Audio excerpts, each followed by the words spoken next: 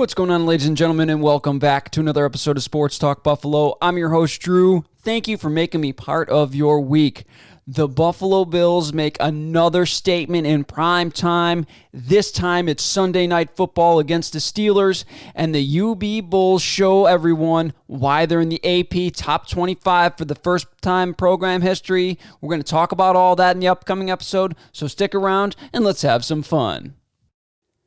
Let them do all the talking and fucking dancing. We'll go out there and do all the fucking work. That's what Josh Allen said to his teammates prior to the start of the game against the Pittsburgh Steelers, talking about Juju Smith-Schuster going to the Bills logo in the middle of the field before the game and doing some stupid fucking TikTok dance. It gave the Bills just that extra motivation. And you know what? I want you to put that in my veins. I love that from Josh Allen. It is fantastic. And I want to know if Juju ever happens to watch this. How did that work out for you, bud? How about you take this loss and, in the great words of Shooter McGavin, choke on that, baby! Absolutely loved cramming it down your throat. The disrespect by Juju in the beginning of the game, I don't know if he realizes how disrespectful it is to dance on the other team's logo, especially doing a stupid fucking TikTok dance. It's absolutely silly, but you know what? The Buffalo Bills, they did the work, and they ended up beating the Pittsburgh Steelers 26-15, dropping the Steelers to 11-2. That's 2 straight losses for the Steelers, and I think 5 straight wins for the Bills. The Bills would have potentially 7 straight wins outside of the Hail Mary play at the end of the Arizona game. Oh my goodness, the Bills are rolling, and they are doing a fantastic job. I told you they got to work. It was the defense in the first half, as they played absolutely unbelievable. They ended up getting a pick 6, and it was the offense in the second half that was dominant. It was a complete team game from start to finish, one of the most well-rounded games of the season for the Buffalo Bills. Absolutely loved it. Josh Allen in this game, in my opinion, it wasn't his best game. He showed a ton of maturity after not having a very strong first half, going just 10 of 23 for 76 yards and an interception. He came out in the second half, and he was on fire. He went 14 of 20 for 162 and 2 touchdowns, and he really stole the game away from the Pittsburgh Steelers. That shows so much maturity that even on a night that you start off maybe not having it, the way you want it, not rolling on all cylinders, to come out and make the adjustments, and in the second half, lay a beatdown on the Pittsburgh Steelers. Absolutely loved it. Great, gritty win by Josh Allen. That's what you want from your franchise quarterback. Big players shine in big-time situations, and Josh Allen did just that. Speaking of big-time players in big-time situations, Stephon Diggs came out and was absolutely unstoppable in the second half. 8 targets, 7 catches, 92 yards, and a touchdown. They went to him, I think, 5 straight times on one drive.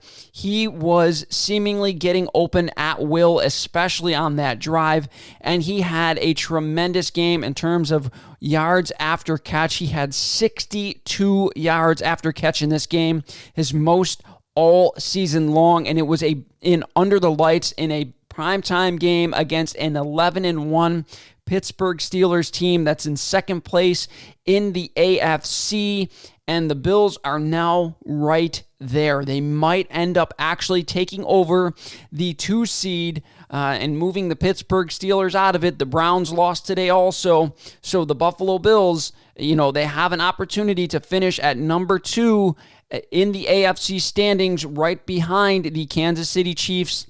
Oh my goodness, what a absolutely spectacular thing that would be for the Buffalo Bills and all of us, all of the fans. Like I said, just an absolutely tremendous second half. The offensive line in this game, they were under siege in the first half, but they came out second half and they did a tremendous job, in my opinion, against the best pass rush in the NFL. Most in sacks, most in QB pressures, most in QB hits.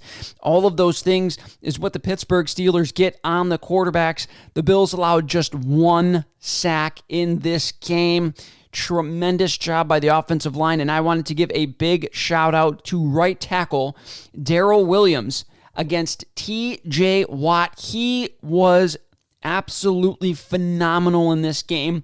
You would think that he had a bunch of help on that right side, but in a lot of situations, they were leaving him one-on-one with Watt, and he was essentially nullifying Watt on a lot of these plays. He didn't get a whole lot of pressure. You didn't notice T.J. Watt as much as you normally might notice him. Just a fantastic job by the Bills' offensive line and by Brian Daboll, yet again, calling plays a little bit quicker, tempo plays, a little bit quicker getting the ball out of Josh's hands plays in the second half, which really nullified the pass rush for the Pittsburgh Steelers. It was an absolutely tremendous game all the way around. The Buffalo Bills, we're going to talk about the defense now. The Buffalo Bills defense played a fantastic 2 halves of football. Realistically, they were absolutely tremendous in this game. They looked like they're actually rounding into form in the second half of the season, and that's huge as we approach playoff time. It looks like the Bills defense is the defense of last year, and they're really starting to get rolling, and that's something that is absolutely vital when we're going into playoff time and start playing against only playoff teams. The Buffalo Bills defense is going to need to be cooking on all cylinders, and right now they seem to be doing it. They held Ben Roethlisberger to just 21 of 37 for 187 yards. That's his 3rd lowest of the entire season.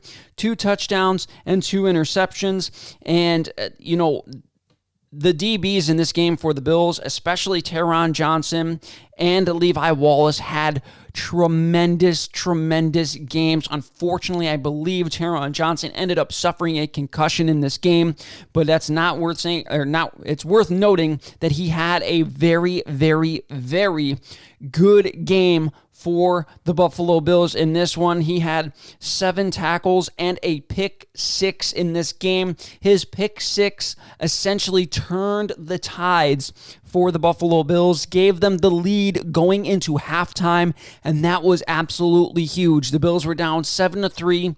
The Pittsburgh Steelers had the ball with only a minute or 2 minutes left in the first half.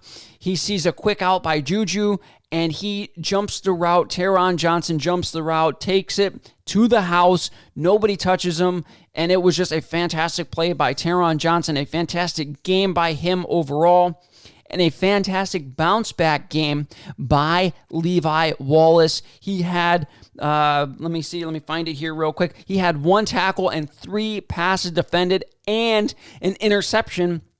When Juju had him beat down the right sideline, he recovered on the play and was able to come up with a fantastic catch on the right sideline, beating Smith-Schuster for that ball. Just a fantastic game by Levi Wallace. My goodness, the Bills DBs played absolutely stellar. If they can play like this in the playoffs, the Bills are going to be a tough team to beat, and I can guarantee you the Kansas City Chiefs will not want to see the Buffalo Bills in this game, in the playoffs. Something else worth noting that is absolutely incredible for the Buffalo Bills is after that interception, there was about 7.5 minutes left in that game.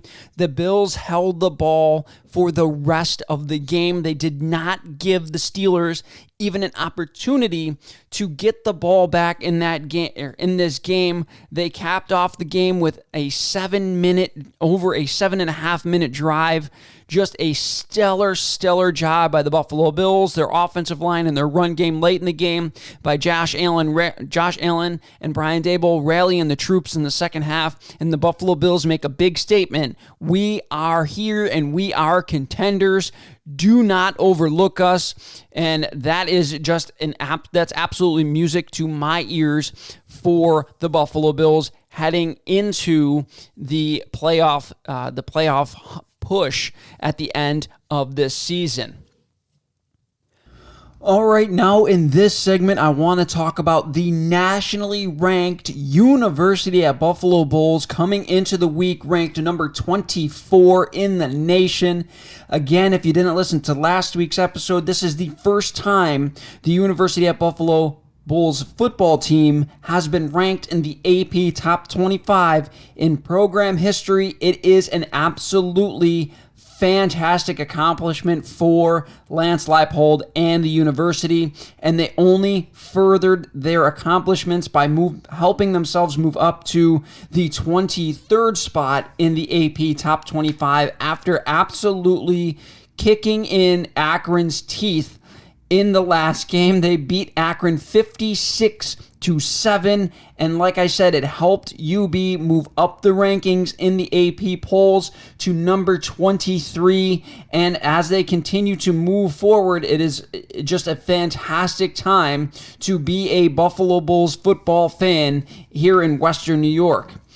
In this game, UB only had to throw 10 times. That is how dominant their ground game was. It was simply incredible. As I said, they threw it 10 times. Van Treese was just 4 of 7 in this game for 68 yards and 1 touchdown. If you're watching this on YouTube, here is the touchdown pass from Kyle Van Treese. And if you're listening, Kyle Van Treese fakes the ball to the left, rolls out to the right, and drops an absolute dime to Trevor Wilson. Just a fantastic ball, again, by Kyle Van Treese. That is what UB can do to you. They can pound you and pound you and pound you and pound you, and then beat you over the top with a long touchdown pass. You cannot sleep on the passing game or the deep threat attack of the UB Bulls. They will be able to beat you deep with Antonio Nunn and Trevor Wilson on the outside. Both of those kids, absolutely burners. So you have to it keeps the other teams honest for UB. You cannot just stack the box and leave one-on-one coverage on the outside. You will get torched against this UB Bulls wide receiving corps. As I stated, they only threw 10 passes. They went so far as to put in their third string quarterback. Matt Myers, with the backup quarterback, was 2 of 2 for 11 yards.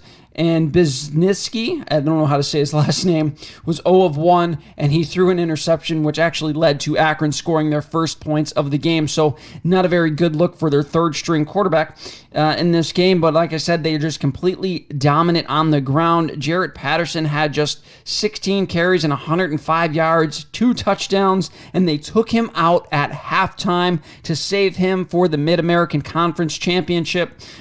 Kevin Marks had 15 carries for 182 yards. That is a career high in yards. He also had 2 touchdowns, and he seemingly broke off plays at will against the Akron Zips defense. It was incredible game for Kevin Marks, an incredible game to watch.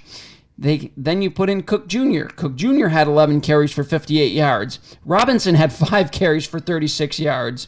And the walk-on, who doesn't even have a scholarship for UB, had 1 carry for 44 yards and a touchdown. Fantastic thing to see from him. I'm sure he works his absolute tail off all the time. And to get rewarded like that is something special for the walk-on, Ahmed. Matt Myers also had 1 carry for 4 yards and a touchdown. He also had a touchdown run called back. It was so impressive that I'm going to try to put the highlight on YouTube. If you're on YouTube, check this one out. It's fantastic. Matt Myers gets the ball around the left side, breaks a tackle in the backfield, goes around the left side, and just blows by the secondary. It was so cool to watch. That is why Matt Myers had won the QB competition as a true freshman. His ceiling is just so much higher than Kyle Van Treese. He has a better arm. He is more mobile. He can run the read option. The Bulls were developing their identity when Matt Myers was the quarterback of UB, and he got absolutely beat up for the first few games. He was actually ended up getting injured, had a season-ending injury. That's when Van Treese came in, and he took over and just did everything that was asked of him to do and just let The running backs just absolutely carry this team. Kyle Van Treese, very solid game manager, and he's the one who helped get the Bulls to where they are right now. So I think this is his team. He is only a junior. I think if they go next year with Kyle Van Treese, nobody's really going to be mad. It'll probably be Kevin Marks in the backfield along with Cook Jr. The Bulls have a stable of running backs that they can put out on the field, as you've seen right here. It was a quiet game for Antonio Nunn. He had just one catch for 5 yards, but Trevor Wilson had 3 catches for 63 yards and that bomb of a touchdown. That was just a fantastic throw by Kyle Van Treese, right on the money. UB's defense was stout yet again in this game, forcing 1 turnover, 1 INT, and 4 sacks in this game. And the big standouts in this game for me were both of the defensive tackles. Eddie Wilson, big number 0. Eddie Wilson had 3 tackles and 1 sack in this game. He is a former 3-star recruit. And freshman George Wallow, he's earned so much playing time because the coaches... He's been playing so well, the coaches cannot not put him on the field. He also had 4 tackles and a sack in this game. He has earned his time out on the field. The Bulls look to win their second conference title coming up on Friday the 18th. It is in program history, their second title in program history, Friday the 18th of December at 7:30 on ESPN against Ball State. Don't forget to watch that. It's going to be a fantastic game with 2 very, very good teams. Side note, I wanted to talk about this real quick before I get out of here. Lance Leipold is being said to be a Power 5 candidate, a potential Power 5 coaching candidate for multiple teams in the NCAA. One of them is Illinois in the Big Ten, and the other is Auburn in the SEC. I said it before, I think the Bills should make Lance Leipold the highest paid coach in the Mid-American Conference after this year, and the highest paid coach in the Mid-American Conference was Candle for Toledo. He was scheduled to make $1.175 million per year. He took a little bit of a pay cut this year, just under $1.1 million. The only bad thing is, if those teams come knocking, Illinois just fired their head coach. His salary was $5 million a year, and Auburn's head coach, his salary was $6.8 million a year. So if they throw anywhere near that amount of money at Lance Leipold to come to either one of those two, you can kiss Lance Leipold goodbye, because there's no way he's turning down that kind of money to stay at UB. I just think that they should preemptively give him a bunch of money and make the buyout very, very large to try to maybe scare off some of these other teams so that we can keep Lance Leipold just a little bit longer going forward before he moves on to bigger and better things here. That's going to do it for this episode of Sports Talk Buffalo. Thank you guys for listening. If you are listening on audio only, you can hear me on any of the major podcasting websites, Apple Podcasts, Google Podcasts, Stitcher, Spotify, and of course, Anchor. If you want to watch me, you can check out my new YouTube page. It's Sports Talk Buffalo on YouTube. If you want to email me, you can at sportstalkbuffalo@yahoo.com or sportstalkbuffalo@gmail.com. Leave me a rating. Click and subscribe to the YouTube channel. Leave me a rating on the listening platform of your choice if you're listening to just podcast or audio only. Thank you guys for listening, and have a fantastic week.